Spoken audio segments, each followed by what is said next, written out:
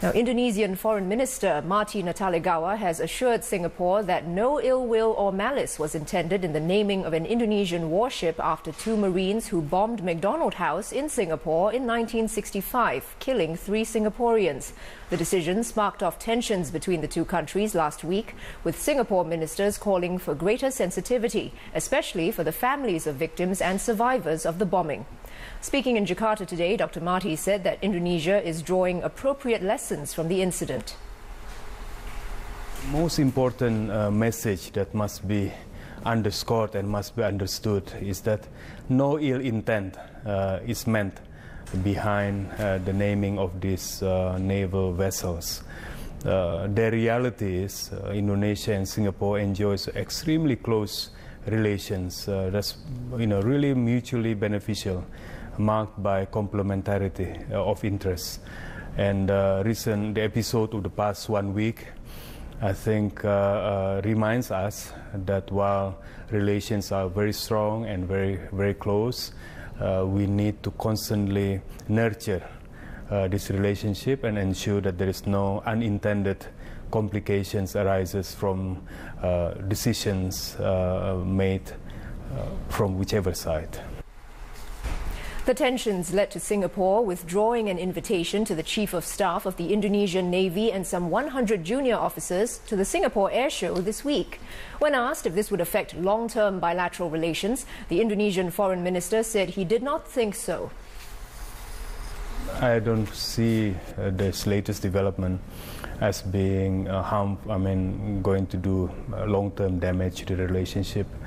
It is what it is. We've had this dynamics going on over the past week, and I'm sure now that once the dust settles, once we reflect on the reality of the closeness of our relations, not least among the military. When we speak of bilateral relationship, it's not just government to government, people to people, but also military to military. And our armed forces, TNI, and the Singaporean armed forces have been very close in terms of cooperation, exchanges of visits. So I'm sure we'll get to where we have been, and this has been a very somewhat challenging week. But I'm confident that given the fact, once again, no ill intent has been meant to be projected. But we hope to be able to move on and handle and further strengthen our bilateral relations. Dr. Marty also made the point that the relationship between neighbours like Indonesia and Singapore goes beyond official protests. We have received a note from the Ministry of Foreign Affairs of Singapore, I believe it was yesterday, which explains Singapore's position, especially its concern.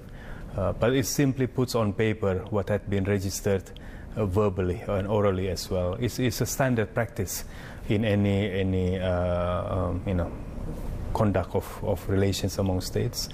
But relations between ASEAN countries, especially neighboring countries like Indonesia and Singapore, is not only about the formality of pieces of paper going back and forth, but it's just that knowing that in the final analysis we can put ourselves in the other's shoes, to empathize.